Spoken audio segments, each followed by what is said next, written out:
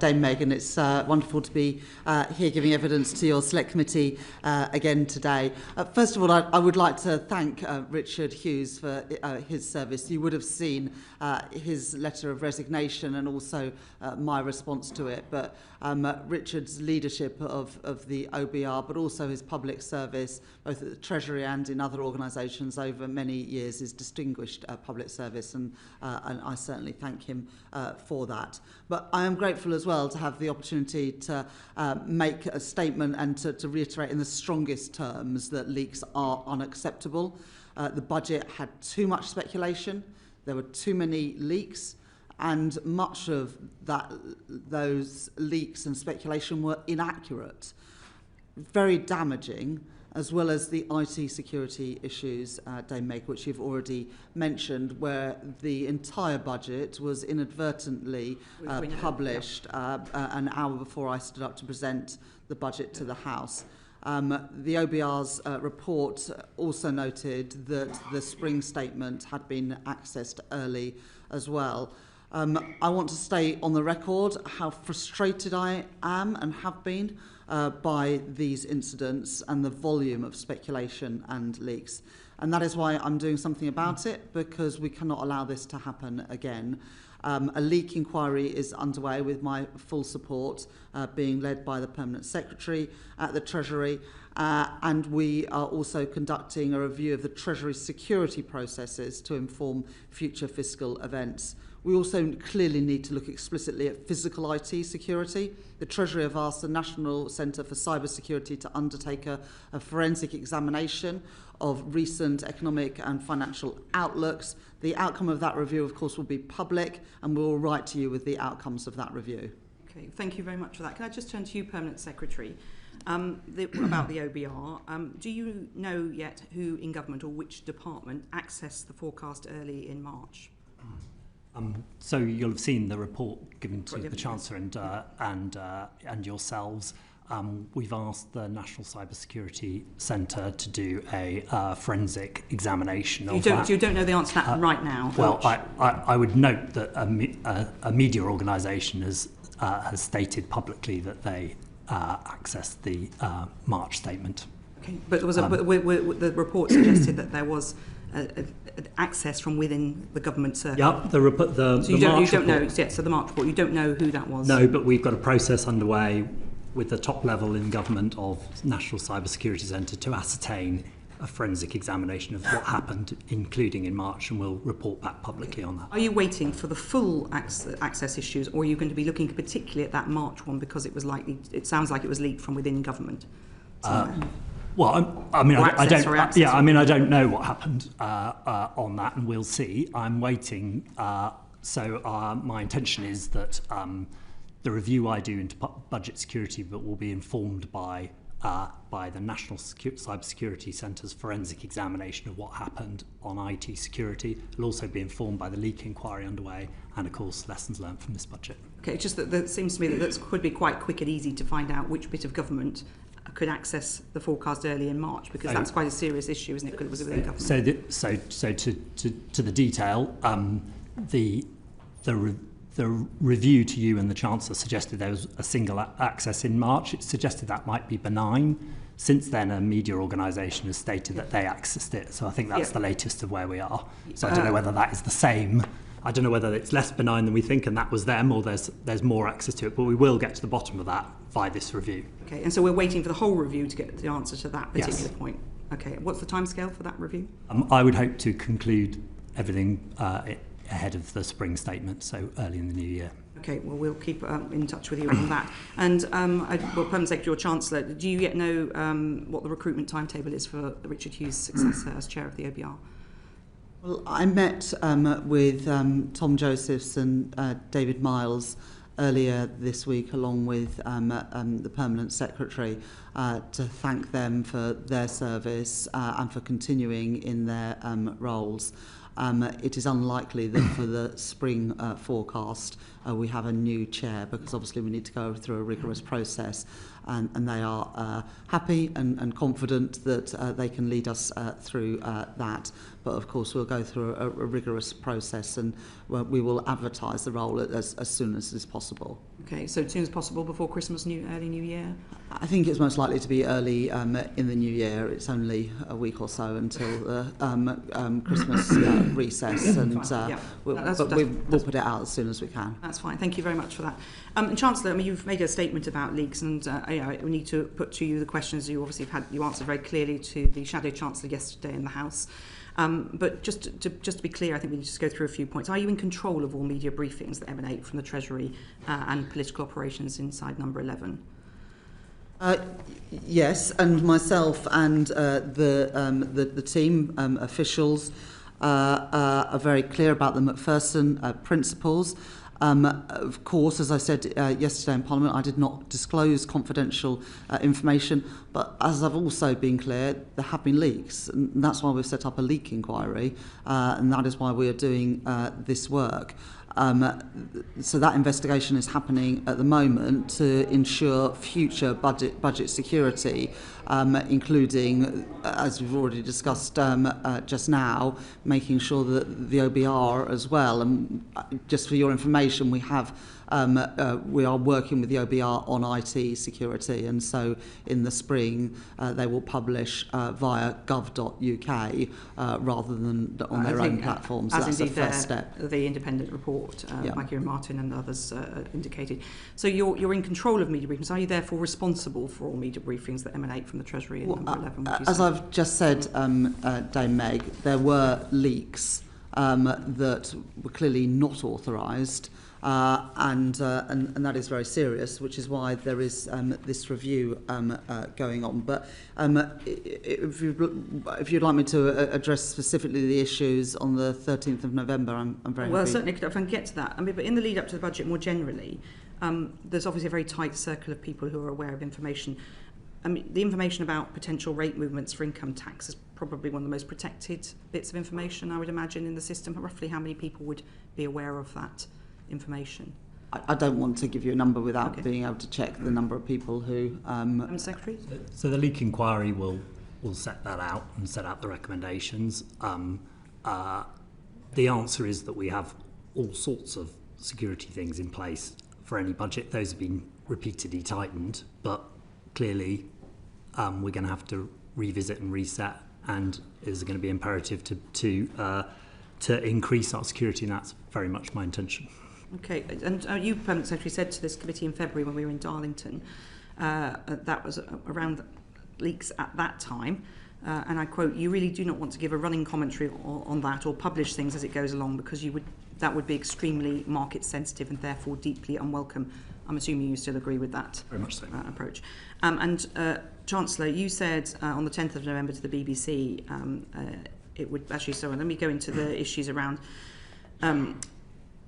Let's go to the 13th of November. So the Finance Times reported then that the Prime Minister and Chancellor have ripped up earlier proposals to raise the basic and higher income tax rates, according to officials briefed on the move, amid fears it would anger voters and further antagonise mutinous Labour MPs.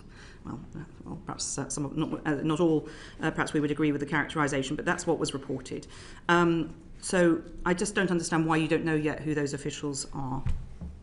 Do you know who those officials are, Mr. Bowler? Should we go through the timeline? Okay. So on the 4th of November, I gave a speech where I set out my priorities for the budget: to cut the cost of living, to cut NHS waiting lists, and to cut the debt and the deficit. I was clear in that speech that I wanted to build more resilient public finances with the headroom to withstand global turbulence. As you saw when I delivered my budget, I was able to increase the fiscal headroom from £9.9 billion that I delivered in the spring to £21.7 billion, so more than doubling the headroom. Yes, we know those facts. I was clear that to achieve those objectives, that we will all have to contribute. On Thursday, the 13th of November, there was a leak to the Financial Times about one element of the budget. The leak presented partial and inaccurate information and an inaccurate picture of the budget strategy. The implication that some could take from that story would have been that I had ditched core elements of the budget strategy that I'd set out just a few days before in that speech, and that I wasn't going to build up the headroom that I had previously said was necessary. This wasn't true. And so both the Treasury and Number 10 issued statements on the 14th of November on the record to the press to be clear that the budget priorities stood, including to build more resilience into the public finances with headroom to withstand global turbulence. It was very important because the story in the FT was both partial and inaccurate, and it was important that quickly we ensured that people understood that the strategy that I set out publicly on the 4th of November was still stood. Can I just say, this is a story by George Parker, a very renowned political journalist at the FT, and he did say, according to officials briefed on the move. That's quite direct for an off-the-record briefing. It is very, and he's not the sort of journalist who... It was not an off-the-record briefing, it was a leak. You're really clear it was a leak? I'm absolutely categorical that was not an authorised briefing. It was incredibly damaging and frustrating. That is why we have a leak inquiry. Okay. It was not briefing that was signed off by me, any of my ministers or officials. It was unacceptable. That is why there is a leak inquiry going on. Okay. And so, Mr. Bowler, if this is cited according to officials briefed on the move, so is your leak inquiry looking at officials? Yes. Is it looking at advisors? Yes. Is it looking at ministers? Yes, and it's being carried out by the Cabinet Office to do the leak inquiry, so it's a look at the Treasury and wider departments that would... Okay, and you don't... And of course it is right that it looks at all those people. That is not suggesting that we think any of those people are responsible, but everybody who had access to information should rightly be part of that leak inquiry. Absolutely, and I think we would not expect anything different from you. Mr. Boulder, where did you get with the leak inquiry about the story to Bloomberg in March? I wrote to you on that in March, and the conclusion of that was the inquiry was not clear whether it was a leak or specation. Okay, so what do you rate chances 1 to 10 of getting an answer on this leak inquiry? Well, I'd say a couple of things. I would say that it is not the case that leak inquiries don't get anywhere. It is the case that even in the last year across government, civil servants, to speak to them, have been found to accidentally or deliberately leak information, and that has led to action, including dismissal. And secondly, I would say that we'll see the recommendations of this leak inquiry and we'll take action on them. I'm sure it will give us a recommendation about how many people knew things and the extent to which that's greater than what we intended for how many people knew things. That will be a useful piece of information which will want us to lead to being much more careful still on who knows what when, and I'm pretty determined. I think everyone will want that to work. You've got, on Thursday last week, the Chief Secretary to the Treasury told the House that there would be this inquiry into the leaks, so we welcomed that at the time. Which leaks? Because the Chancellor, you've spoken about the one to the Financial Times in 13th of November.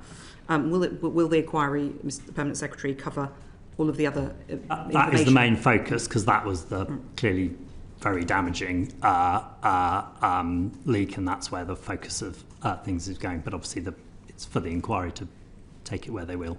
Okay. Can we just move on to the OBR's misgivings about the communications, because that's what led the OBR to write a letter. And I just think it would be helpful for the record, Permanent Secretary, if you could be clear that the information that the OBR provided in that letter was not unusual. A lot of it's in the EFO anyway. Yes. It was only the two, round 1 and round 2, that were additional information provided to yes, the committee. Yes, that's right. And I'd also point out, and I think there's been some confusion about this, that it's worth saying that the Treasury, as in the Chancellor, agreed that took the extraordinary step to agree to release that information to deliver, including to this committee, maximum transparency about all of this. I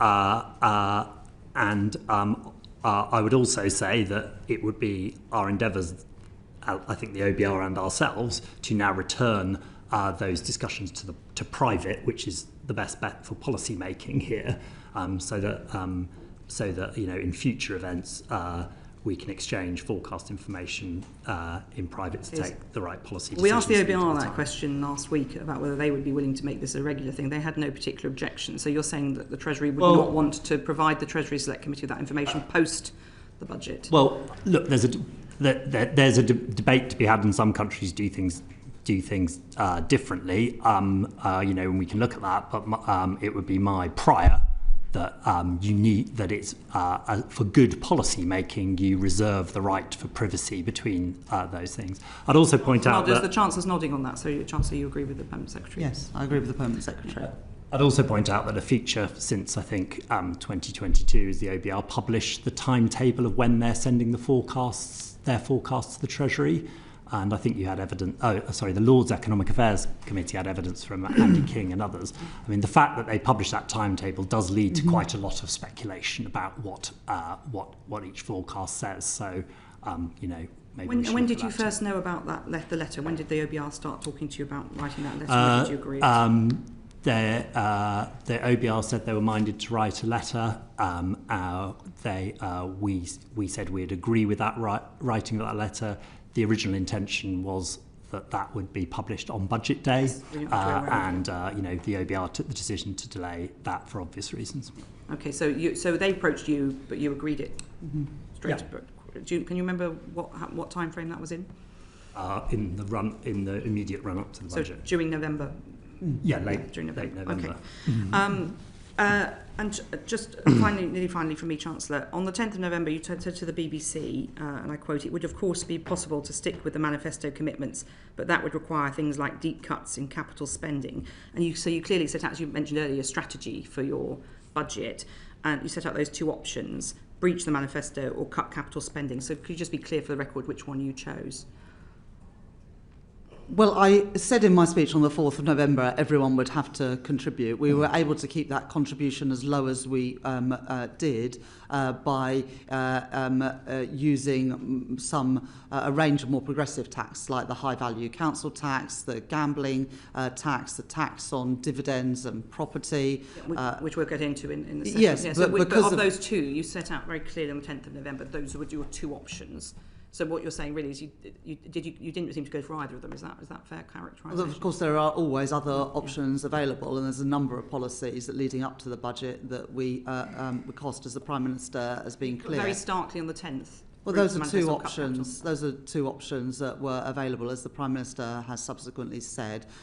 We did look at whether we needed to increase the rates of income tax, given our concerns around the forecast and particularly the productivity downgrade, which took £16 billion off in terms of revenues in the final year of the forecast. In the end, that wasn't necessary, but we did, as I set out in my speech of the 4th of November, ask everyone to contribute by freezing the thresholds that the previous government had frozen for 7 years by an additional 3 years from 2028. We can get into figures, but the 16 billion obviously was offset by other measures, so it was about a 6 billion gap, wasn't it? Well, that's not entirely correct. The £16 billion is the result of the productivity downgrade because of higher wage inflation and price inflation. There were also higher tax revenues. But higher inflation is not a good thing because, of course, that erodes the spending power of government. So I wouldn't characterise it as we had good news on inflation. Far from it. In fact, I was very clear in my speech on the 4th of November that one of the objectives of the budget was to reduce that inflation, which was, of course, resulting in higher tax revenues, but not for a good reason. And so a revenue that was available was, you could say it's welcome from fiscal terms, but of course it's not really welcome because we wanted lower inflation. I think it's just really important, Chair and Committee, that we don't see the revenues from higher inflation as somehow being good news during the forecast process. No one was suggesting it was good news, but it offset the 16 billion to a degree. But of course we wanted to reduce that inflation, which is exactly what we did. As the Deputy Governor of the Bank said to you yesterday, well, indeed, I was going to 0.4 to that. 0.5% off of inflation next year. The bank was clear to us yesterday they're still on their trajectory towards 2%, which steady. Yeah, I think the Deputy Governor was a bit clearer than that. I think she gave evidence to this committee yesterday saying that next year 0.4 to 0.5 percentage points off inflation because of the measures in the budget. Yeah, she was very clear about that, as on the record. Mr. Bowler, final question from me about the leak inquiry. Will you be publishing it? Yes. To the world or to this committee? I'll be publishing my review, which will include the actions we're taking from the recommendations of the leak inquiry, yes. Would it be possible for this committee to see the full inquiry in a confidential? I'd have to engage with the people doing the inquiry about their views on that, but I wouldn't like to. I have to say, I think I can say with confidence, as chair of this committee doesn't leak. So we'd obviously be very careful about any sensitive information, but we have done that in previous, as you know, in my previous role. Yes, I saw a lot of sensitive information. So if we could take that offline. John Glenn MP. Thank you. Can I turn to the sequence of events? The last piece of meaningful data from the OBR was the 4.2 billion figure on the 31st of October. On the scene setter number 11 press conference on Tuesday the 4th, the impression was left by everything that was covered that income tax was going up. And in your interview, Chancellor, with Pippa Crair of The Guardian, you said that you didn't know the size of the downgrade, the productivity, and that after that press conference, raising of income tax remained on the table. What I don't understand is what further data points came from the OBR after the 31st of October, because as far as I can see, there wasn't any meaningful data. Chancellor. Thank you very much. As you'll know from your time at the Treasury, pre-measures is not the final word from the Office of Budget Responsibility, because then you have post-measures forecasts as well. And in the post-measures forecasts, they take into account the policy decisions that we take as a government on tax and spend. And the OBR rightly do their own analysis of the revenue that different measures raise. And so there was plenty of additional information being shared between the OBR and the Treasury between the 30th of October and Major Measures 1 and indeed Major Measures 2. So I think it is not right to say, and I think you'll know this from your time at the Treasury, that the 4. I was never Chancellor. Longest serving economic secretary since the Second World War. The point I'm making is, I want to just try and clarify that there were more meaningful data points between the 4th and the 13th, 14th of November. Yes, and what led to those being meaningfully different? Yeah, yes, there was, and the reason for that is that the OBR do costings of all of the changes that we're making, as well as there being interactions between the tax measures and other economic variables, whether that be GDP, consumption, inflation. And so all of this is changing. It was a big budget. I think we can all agree that. And every measure both has its own impact, but also a cumulative impact. So there was a lot more information between those. The other thing I would just add is that the 4.2 billion was not the number that we were using at the Treasury, because there was also the policy decisions between Spring Statement and autumn budget that meant that the £4.2 billion headroom was actually, from our reckonings, around a £3 billion deficit against our fiscal rules. So not only was 4.2 billion not the last word from the OBR, but it's not the number we were using internally at the Treasury. The clear impression left from the scene setter press conference on the 4th was that income tax was going up. I mean, that was what every newspaper was saying. Income tax was going up. And then 10 days later, it wasn't. So what could you tell us about what happened, about your decision-making process during those 10 days? Yeah. So a couple of things. First of all, in the speech in the 4th of November, I was very clear that everyone would have to make a contribution. And you saw that in the budget on the 26th of November. We froze for an additional 3 years the tax thresholds, national insurance and income tax, that the previous government had frozen for 7 years. We extended that for a further 3 years. That's not a breach of the manifesto, but it is asking everybody to contribute more. I was very upfront about that. Those taxes for working people. And I was very upfront in my speech in Parliament when I delivered the budget that would mean that everyone was having to contribute in exactly the way that I set out in my speech on the 4th of November. So I stand by very much the speech I made. I said in that speech that we were going to cut the cost of living. We did 0.4, 0.5 off of inflation next year, as Claire Lombardelli said to you yesterday. Cutting NHS waiting lists, we've already reduced them by 250,000. We protected NHS spending in the budget, and also cutting the debt and the deficit, which you can see in the OBR and Treasury documents. But I was also very clear in that speech, both that we would need to build more fiscal resilience given global turbulence, which we did, taking the headroom to £21.7 billion, but also that we would have to ask everyone to contribute. Did you decide to change the decision not in terms of raising the rate of income tax in those 10 days? The Prime Minister has been clear that that was one of the things that we looked at, but we were also looking at the tax thresholds. In the end, because of the decisions we made on higher value council tax, on property and dividends, and a number of other measures, we were able to keep the contribution from working people as low as we possibly could. Did you make that decision, or did the Prime Minister? Well, the Prime Minister and I met 2-3 times a week during the budget process. That is not always the case between Chancellors and Prime Ministers, I recognise that, but there is a very close partnership between myself and the Prime Minister, and so we took him through all of these all of the numbers and all of the options, and we decided it together as a team, because that is what the Prime Minister and I am. Thank you very much, Chancellor. Dame Harriet Baldwin. Thank you, Chair. Now, Chancellor, in the run-up to the general election, you said that you had no plans for tax rises beyond what was in your manifesto, and that you would focus on growth, and that growth was really the way in which you were going to get more tax revenues coming in. You've now put together two of the biggest tax-raising budgets in UK history.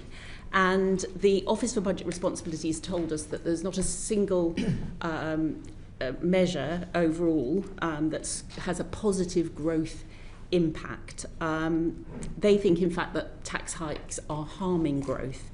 So can you tell us what your growth plan is? It's not one of the priorities of this budget. Are you still chairing the Growth Mission Board? Yeah. Thank you very much for that question. First of all, and you know, we've been through this a number of times.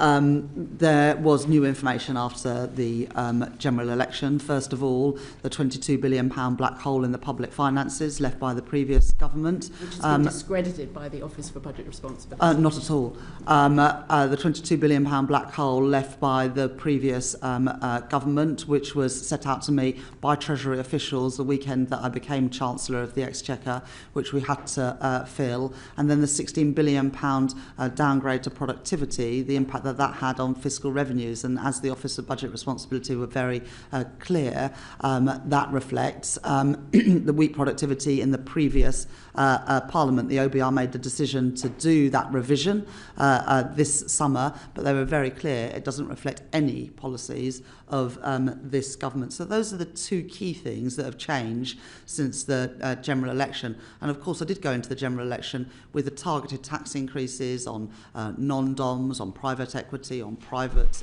schools, on the energy profits levy that we were elected to deliver. We have delivered those. We have had to do additional tax raising because of the mess left by the previous government. But you've also asked about growth. Well, shall I finish answering your question, Dame Harriet? You've asked about economic growth. You will know that in the spring, the OBR upgraded their growth forecasts. It was the biggest upgrade to growth from a non-fiscal measure that the OBR in their 15-year history now has ever made, and that reflected the changes that we made to planning. And they also upgraded the growth forecast because of the capital investment that this government is prioritising. Of course, under the previous government's plans, capital investment was due to fall in this Parliament. I protected capital investment and have continued to do so, even in this challenging budget with the productivity downgrade. So the OBR have been very clear that both the planning reforms voted against, I believe, by the Conservative Party and also the capital expenditure, which the Conservatives were going to cut, has resulted in an upgrade of productivity. And indeed, if you look at, during budget week, made further progress on a third runway at Heathrow. We signed off the film studio in Marlow that had been opposed by Buckinghamshire Council and that we called in. And since the budget, JP Morgan have announced a huge investment in Canary Wharf. Goldman Sachs have announced that they're doubling their headcount of jobs in Birmingham, and in addition, the Co-op have announced that they are freezing or cutting 2,700 prices in store. These are all pro-growth measures, but probably the most pro-growth of all is the 5 interest rate cuts that we've had from the Bank of England since the general election. That's only possible because of the stability that we've provided after the chaos we had in previous years. So you chose not to put any new growth measures in this budget. Well, that's exactly. No, that's not what I said. Dame Harriet. Dame Harriet. Perhaps Ms. Dame Harriet, if you ask a question, then the Chancellor can answer. Yes, but don't contradict what I just said. Yes, we have regular meetings of the Growth Mission Board, but I did not say in the answer to my question, as you suggested, that there were no growth measures in this budget. Far from it. In the week of the budget, we made further progress on the runway at Heathrow. We signed off the film studio in Marlow. Jamie Dimon, the chief executive of JP Morgan, who could invest in any country in the world, chose the day after the budget, referencing the actions that I had taken in the budget, that as a result of that, he would be making the investment in Canary Wharf. Similarly, Goldman Sachs, company that could invest in any country in the world, announced the following day, because of the measures in my budget, that he was investing in Britain. Thank you.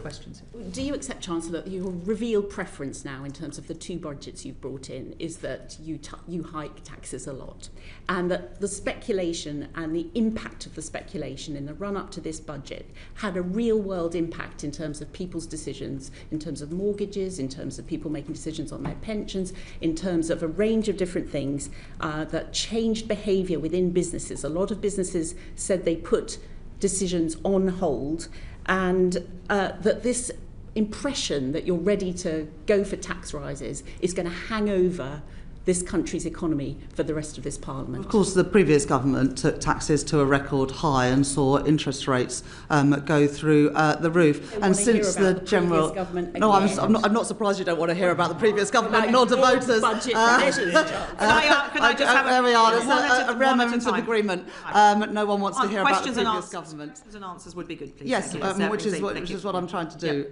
Dame Meg. We have returned stability to the economy, which has enabled the Bank of England to cut interest rates 5 times, and as you would have seen, since the budget, a number of mortgage lenders have cut interest rates on mortgages. I think interest rates now on mortgages are lower than they were since the Prime Minister, maybe one who you might not want to remember as well, Liz Truss, took interest rates through the roof.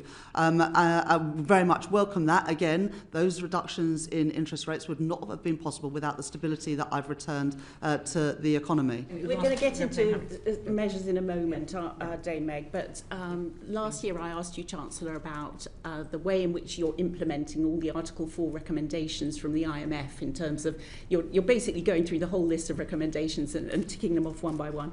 Last year I asked you if you were planning any overhaul of council tax. You said, no, we're not looking at that. I asked you if you were looking at road pricing. You said, no, we're not looking at road pricing. I would argue that you've started the process on both of those in this this budget. There are a couple more of measures that I think the public out there would be very interested in hearing if you can rule those out. Capital gains on primary residences, are you planning to do that in this Parliament? And are you planning to change the state pension to a single lock in this Parliament? Can you rule those out, please? Yes. Okay. Thank you very much, Chancellor. Luke Murphy, MP. Thank you, Chair. Chancellor, just very briefly, you've pointed to the productivity downgrade as a result of the record of the previous government. Would you have made different choices in this budget if it were not for that downgrade, and if so, which ones? Chancellor. Well, thank you very much for your question. The productivity downgrade by 0.3 percentage points took £16 billion off of headroom in the final year. Obviously has bigger impacts than that, because the impacts is not just on fiscal revenues. The impacts are also felt in people's wage packets, or certainly the forecast for those future wage packages, because productivity is obviously the biggest driver of growth, and therefore the biggest driver of the money available in the economy, including for wages. So it is very disappointing that the conclusion is, after the last 14 years, including the botched Brexit deal, the impact of the pandemic and the impact of the policy decisions of previous governments, has resulted in our productivity being so much lower than the Office of Budget Responsibility previously forecast. Well, I guess I'm Chancellor in the world as it is, and rather than the world as I might want it to be. But of course, if the circumstances are different, I would have made different decisions. It goes back from the point from Dame Harriet, the reasons why we have had to raise taxes in the last two budgets were last year because of the £22 billion black hole in the public finances, and this year because of the £16 billion downgrade to productivity forecasts. I'm determined to beat those forecasts. We beat them this year. The OBR forecast in the spring that our economy would grow by just 1% this year. They have now upgraded that forecast to 1.5%, and I'm determined to beat them in future years, because the Conservative legacy does not have to be our destiny, which is why we're pursuing a whole range of growth policies. Thank you very much. That's very clear. Thank you. Chris Coughlin, MP. Thank you, Dame Meg. Chancellor, you know that I'm a fan of the government's language on public R&D.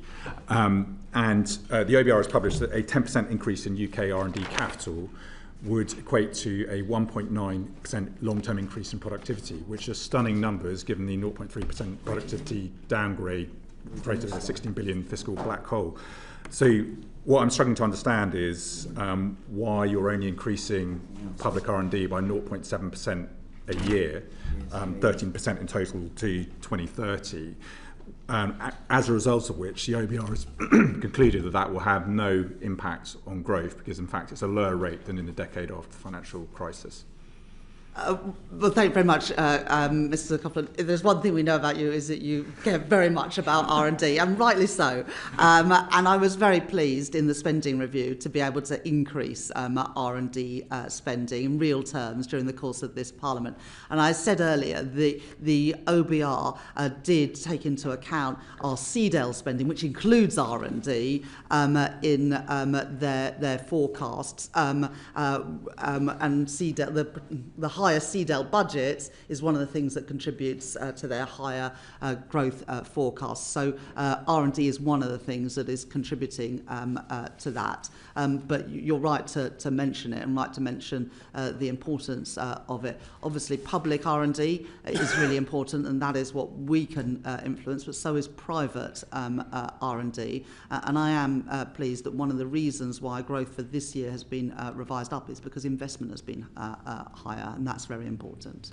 Of course, but given your belief in public R&D, I mean, do you think it's okay that we are only in the middle of the G7 in terms of our rate of public R&D, and that the UK has had the worst productivity crisis, as you said, since the financial crisis? Yes, look, and the OBR are clear about some of those reasons for the productivity downgrade. As I said to Mr. Murphy, the Brexit deal, the pandemic and the decisions of the previous government. The plans that I inherited from the previous government would have seen capital spending as a share of GDP fall from, I think, 2.5% to 1.9%. We've managed to protect that, to grow it in real terms during the course of this Parliament, and that's one of the reasons why I believe that we can beat the productivity forecasts that the OBR have set out in their most recent documents. Thank you, Mr Coghlan. John Grady MP.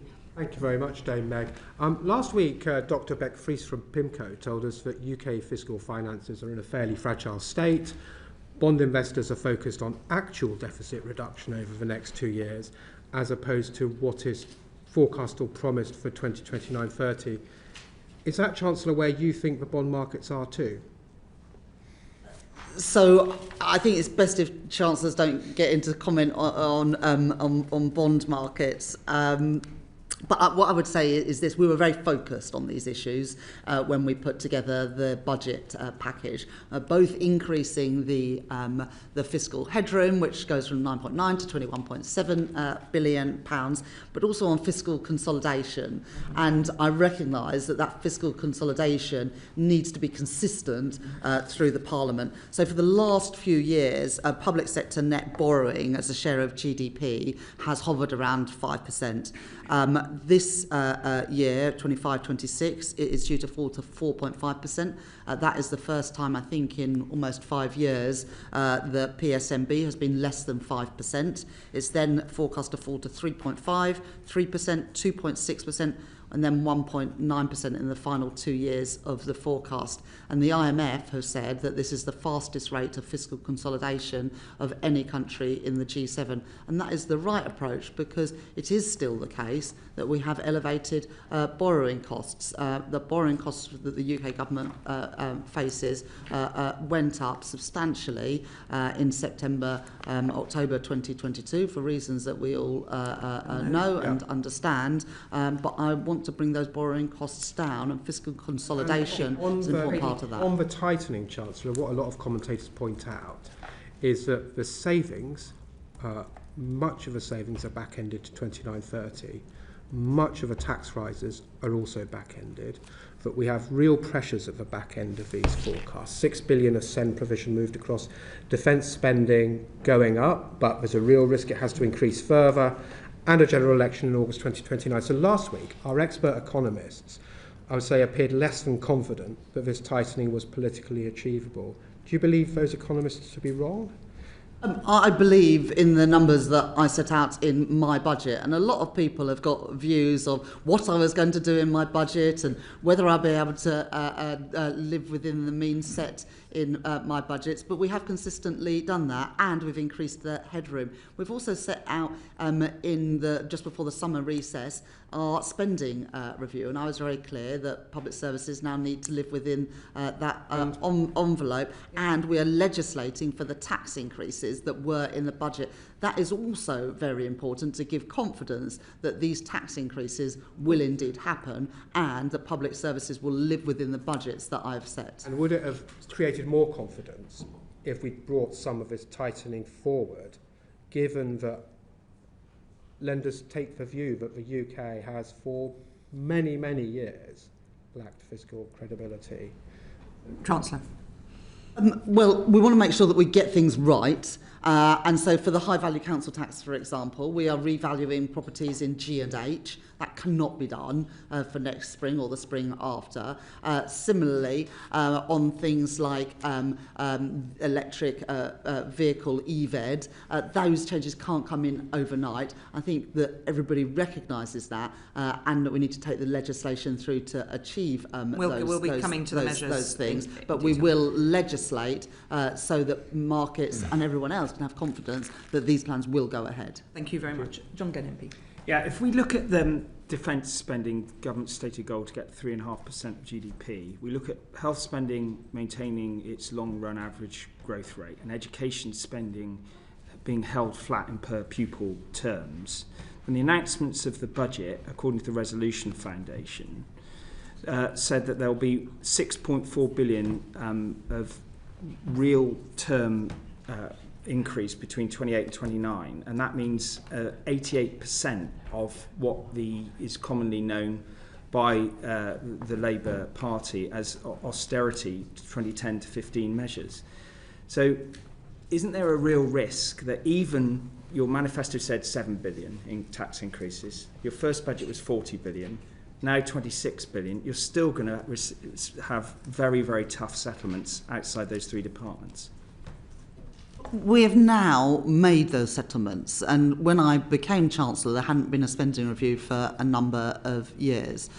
We had negotiations, we came to the settlement in the spending review, and departments are now living within those settlements. That should be the confidence that is needed to show that we will be able to do that through this period. And even in the last years of the forecast, real term spending on public services continues to increase by nearly 1%. That is very different from the 2% cuts to public spending in the first years of the 5 years of the coalition government. So you don't recognise the pressure on other departments at the end of the period 28-29 to 29-30? Well, departments are always under pressure. There's always more things to spend on than you can afford to, and that's why prioritisation is so important. Those settlements are not imposed; they are negotiated and agreed with departments. Chancellor, I totally recognise the integrity of the spending review process, but I'm just saying that if you align the reasonable expectations of health spending, education spending, and your aspirations on defence, all the other departments have a pressure which is pretty much resonates with what happened between 2010 and 2015. That's the fact.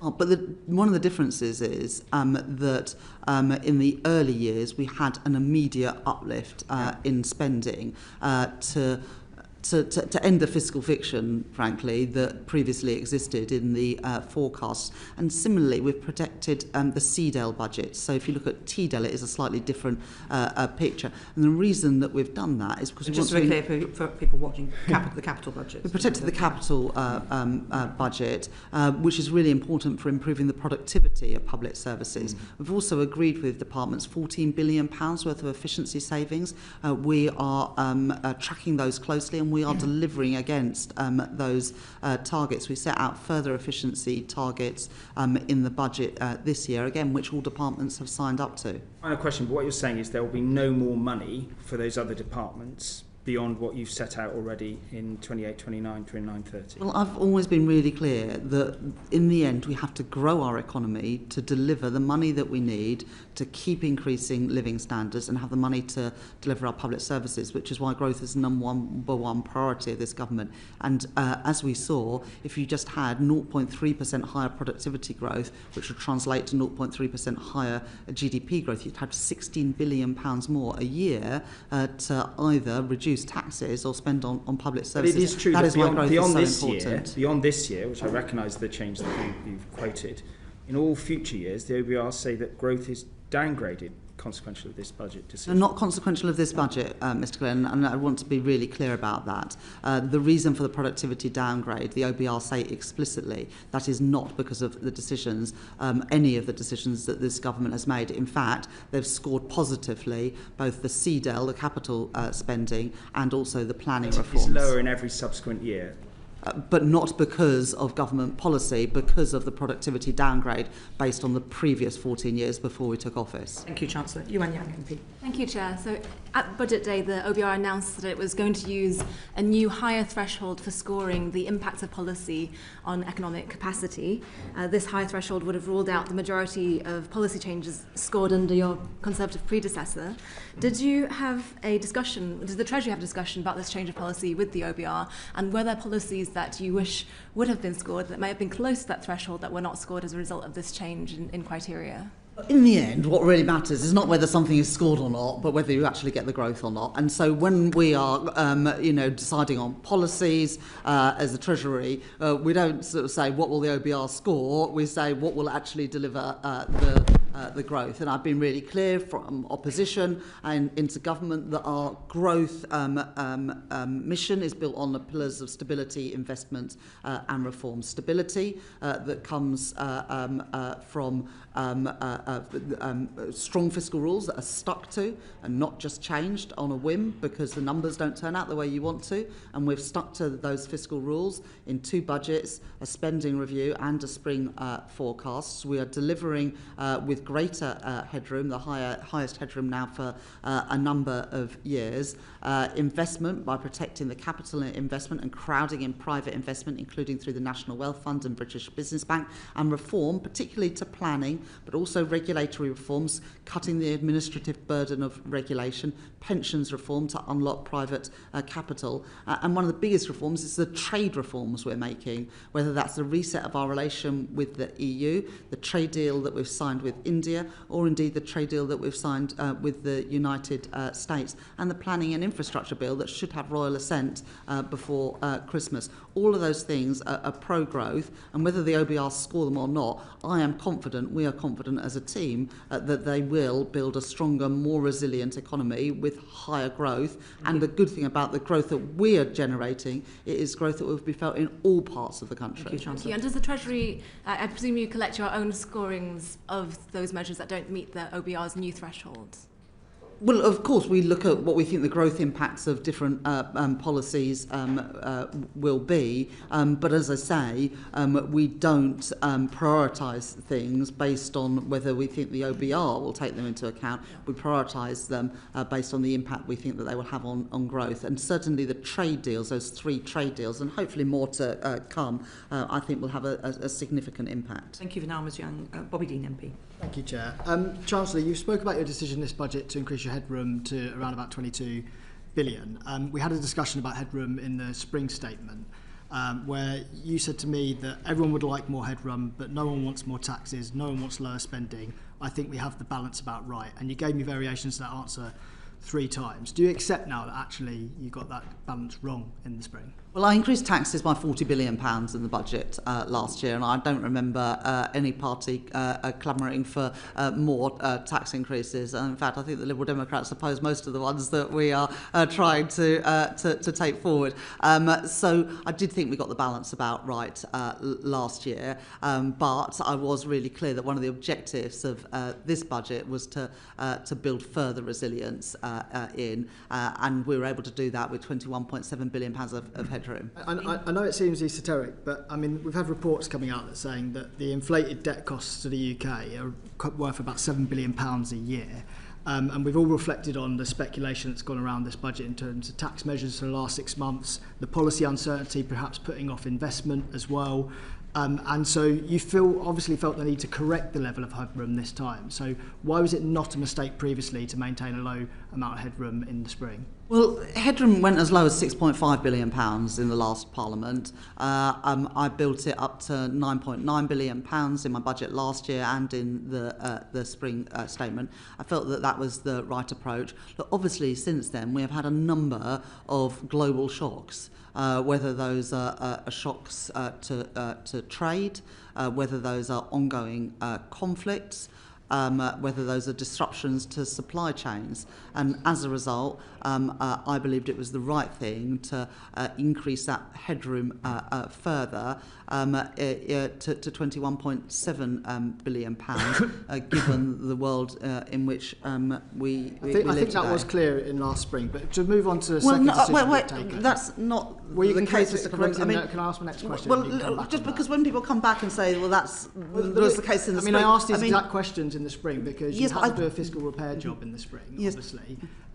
We did have Trump's election already take place at that time. You had already lost the headroom between the autumn and the spring.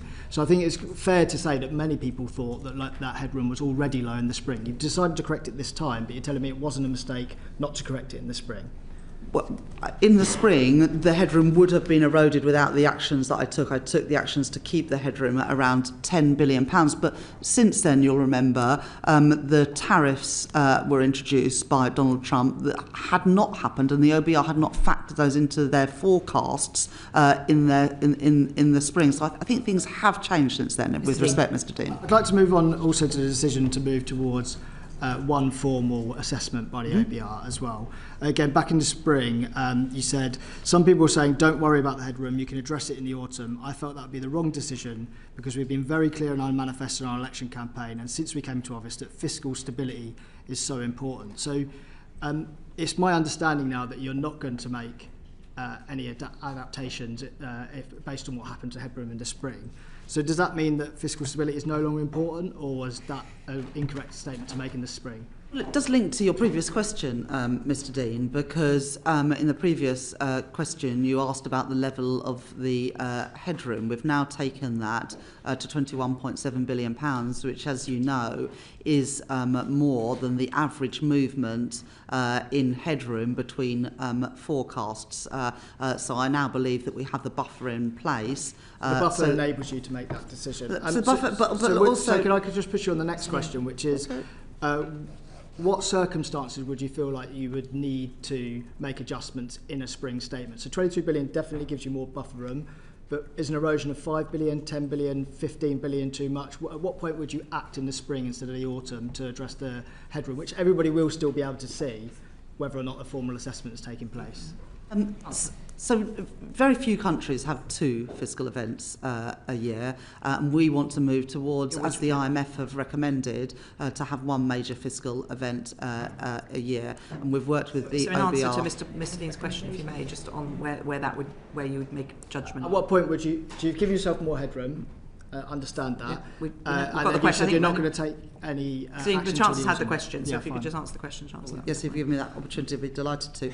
I reserve the right to be able to take action at any point, but I believe the headroom that we have and the changes that we've made means that I won't need to do that in the spring. But of course, I reserve the right at any time to take action. Thank you for now, Mr. Dean. Are you a Young MP?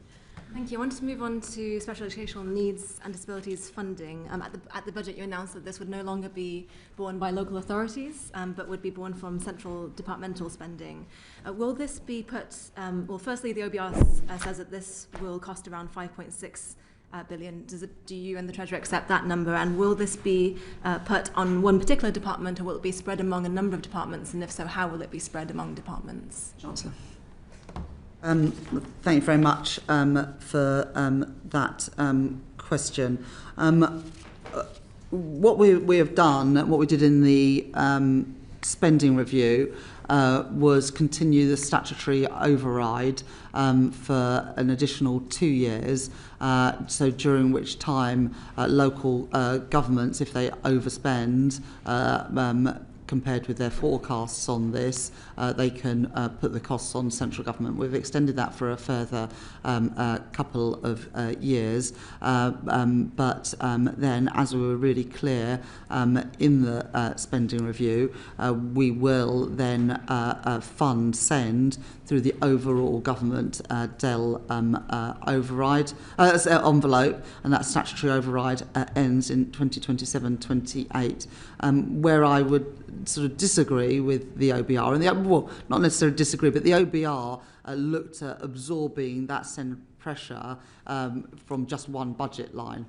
That is not what we said in the spending review. They just gave that as an illustrative example. So I don't recognise those impacts on school spending. As you know, the Education Secretary at the moment, with the relevant minister, is doing a review of SEND. That focus of that review is getting the system right, because no parent, no constituency MP believes the system works well today. Thank you. Ms. Yang. You're saying that the 5.6 billion number from the OBR is based on the current policy, and that policy is going to change, so therefore the number itself may not be that number. Is that what you're saying, Chancellor? No, what I was saying is that the OBR's illustrative example is that SEND pressure is absorbed on one budget line. That is not what we set out. But the purpose of the SEND review is about delivering a system that works for families, for children, and for schools. And it's right that the Education Secretary, not the Chancellor, leads on that. Yeah. Ms. Coughlin, MP. Thank you. Chancellor, in October 2021, my 17-year-old constituent, Jennifer Chalkley, who was autistic, died of avoidable suicide. I fully acknowledge the role that perhaps the Liberal Democrats and the Conservatives had in terms of scrapping Sure Start, in terms of contributing to this crisis.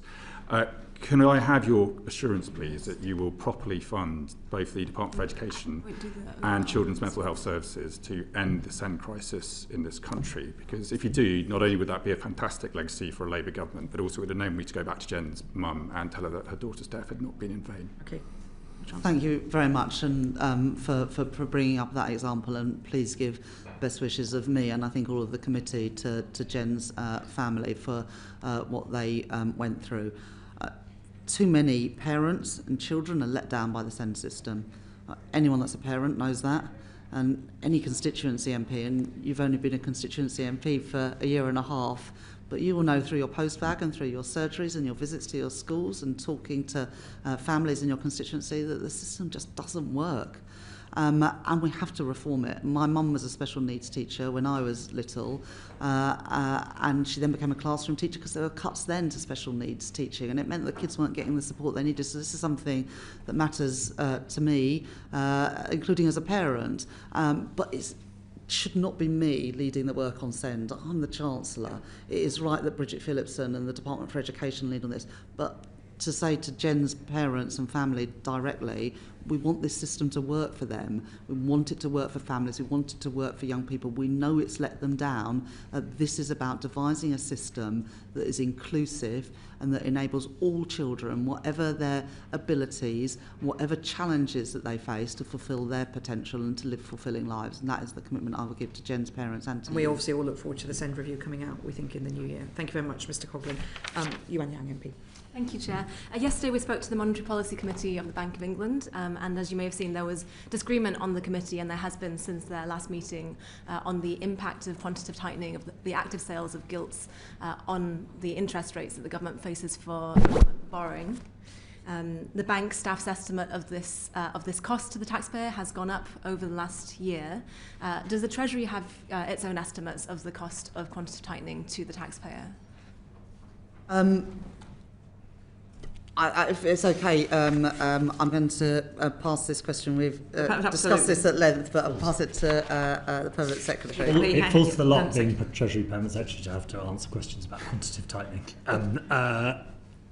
So it's a monetary policy matter, as you know, and as such for the Bank of England. But in terms of understanding what is happening, because it's a deeply complex thing, it's worth saying that there are three areas where you extend out. So the OBR, in their recent forecast, set out detailed projections, including of the losses they expect and the impact on all their fiscal metrics.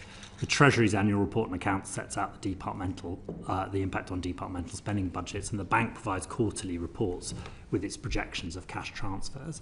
Yeah. To the nub of your question, each September, the Monetary Policy Committee decide on what they want to do in terms of sales for the coming year, and they announce that. That's not something that we is our decision.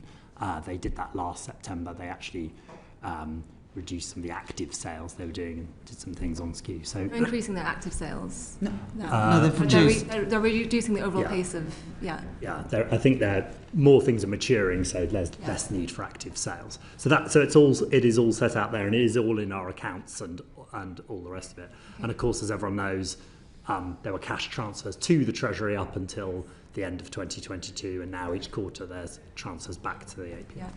Chancellor, I know that from the MPC's perspective, as they've stated very clearly, value for money for the taxpayer is not in their remit in monetary policy. But of course, as the Chancellor and as the Treasury, value for money is certainly something that concerns the Treasury and also all of us constituency MPs. Do you have conversations with the Governor about the value for money impact on the taxpayer from their pace of QT? I don't think it's accurate to say that value for money doesn't need to be taken into account. Value for money does. Yeah, the MPC states that they do not take that into account in their principles because that is not one of theirs. Yeah, but the Bank of England do, and the MPC and the Bank of England are a little bit different. I don't know, James. Yeah, no, I mean, look, it's their decision and it's not ours, but I think I think it is unfair to say that they don't take value for money into account. Yeah. They take it that into account as well as the impact on their monetary policy. And they've written to the committee a whole set of times, including on that, and I think you did a report on it last year, which explored those very issues. Thank you, Rachel. The predecessor committee did good work on that. Luke Murphy, MP. Thank you, Chair. Chancellor, my constituents, or a vast majority of them, the top priority is cost of living. Both yourself and the Prime Minister have made clear that that is a top priority for the government as well. Evidence to the committee from both the OBR and the Resolution Foundation show that there's been relatively strong growth in real household disposable income in this Parliament thus far, but the outcome for the remainder of the Parliament is quite bleak. Do you recognise those forecasts? Do you expect to beat them? And if so, how?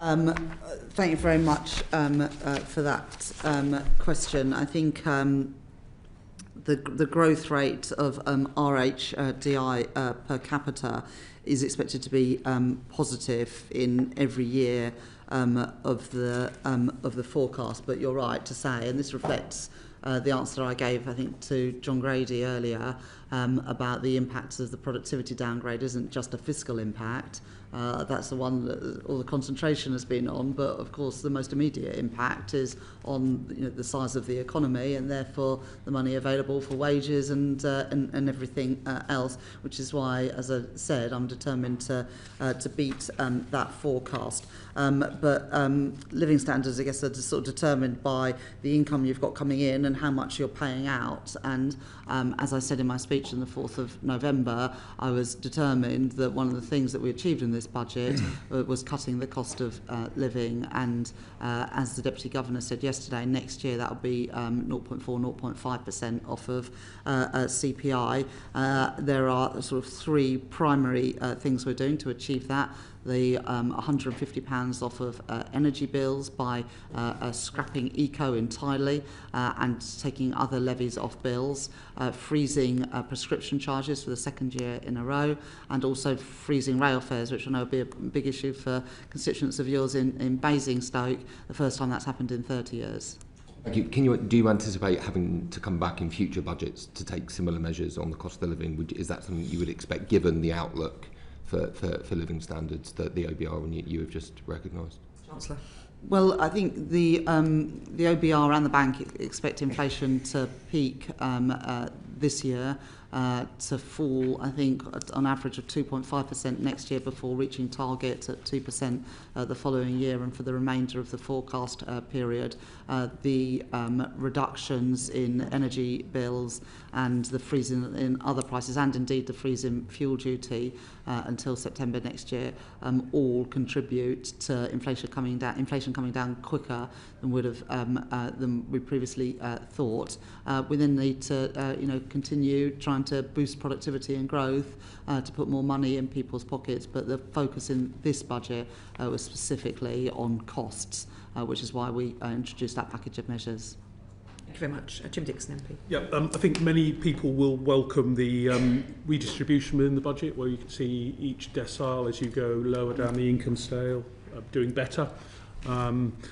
Do you, however, believe that might be a problem, the squeezed middle problem that we've seen in this country for many years, in which people in the middle of the income distribution are finding it very difficult to maintain their living standards, particularly as they get further towards the tax thresholds in which their income is then taxed at a higher rate? Mm-hmm. First of all, Mr Dixon, I'm very disappointed you haven't mentioned the Lower Thames crossing. I think it's the first time I've had a conversation with you and you haven't. But I will address your actual question. The distribution analysis that we published alongside the budget shows that every income decile, except for the top, is better off through the measures that we have taken in the last two budgets, but the biggest beneficiaries are in the bottom couple of income deciles, particularly as we lift children out of poverty, which we're very, very pleased to be able to do at this budget. I do recognise that we've asked everyone to contribute by freezing the thresholds for an additional 3 years on top of the 7 years for which they've already been frozen. But we were able to keep those contributions to a minimum by asking those with the broader shoulders to pay more. And some of those specific taxes, whether it's on landlords, to rebalance the tax system, but, so that whatever form of income you have, we're narrowing the gap between the tax rates that you pay on it and things like the high value council tax, which obviously paid by some of the more wealthy people in the country. Thank you, Mr. Dixon. Okay, thank you very much. Bobby Dean. Thank you. Just following on from that question about the squeeze from Israel, there's been some analysis done since the budget about the impact on the 1% or even the 0.1%, and people claim that if you look at those categories, it's not as distributive as the Treasury's graphs present. Mr. Bowler, do you do any analysis, distributional analysis, in regards to the 1% or 0.1% internally? Well, we do. No, we do. Our focus is on the distribution analysis we do, which is really, really rather good, I have to say. I'm very proud of it. It's deeply thorough. It's been complimented for how we do it and the level we get into. All the rest of it, we've done it for some time in that way. So that's the focus we do, and it focuses on deciles. I don't know whether Darmish has any more to say on that.